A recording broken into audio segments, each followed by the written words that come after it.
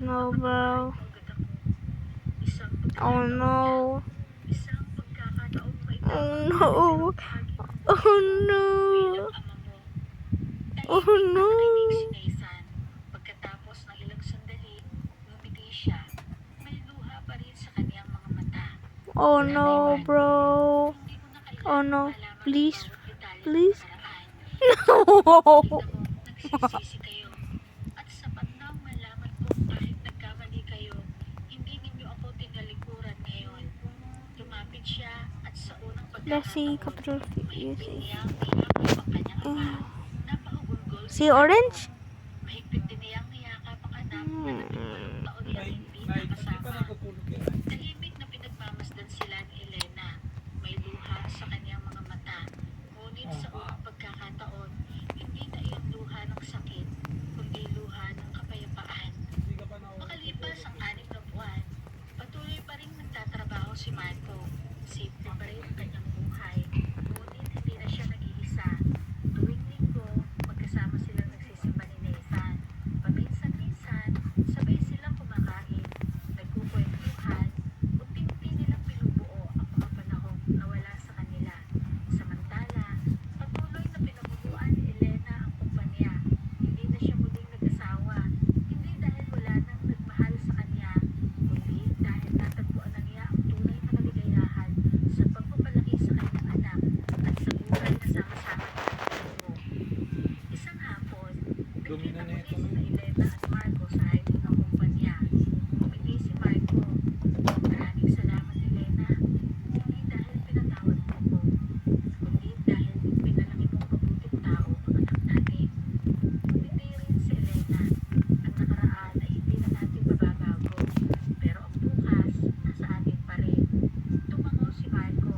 Alam niyang hindi na sila muling magiging mag-asawa at tinanggap niya iyon dahil ang pinakamahalagang biyayang natanggap niya ay Hey. pagkakataon No way. mahal sa kanyang anak. Habang naglalakad pa uwi, hinawakan ni Nathan ang kamay ng kanyang ina. Orange. Tapos ngumiti siya kay Marco. Tara na tay. Isang simpleng salita, ngunit sapat iyon upang punuin ng saya ang pusong matagal nang nagsisisi. Sa araw na yon, walang naibalik na nakaraan. Ngunit nabuo ang isang pamilyang marunong nang magpatawad. Kung nagustuhan ninyo ang video nito, huwag kalimutang i-like, share, and subscribe para sa susunod na video. Maraming salamat!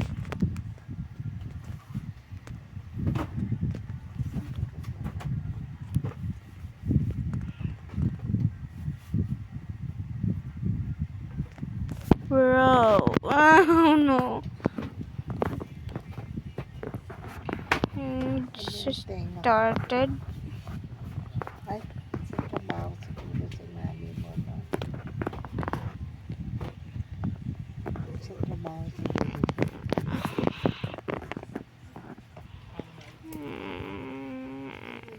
Tatlong yung tenga ko. Sa...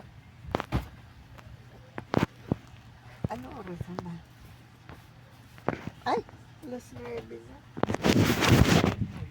Please, can you stop?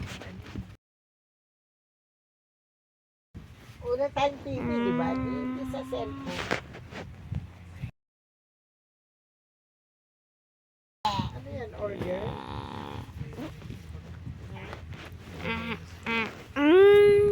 Hoy, kaibigan! Kaibigan! Winch. Sugat na yung tenga. Yeah! Orange! Tumigil ka na. Orange! Tutulog na tayo. Orange! Ay! Walang pagkain si Ivan. Meron siya pagkain dala. Orange team. Ha? Saan? Yeah! Tindahan. Ay, meron. Yeah. Tumigil ka na. Eden, tumigil ka na.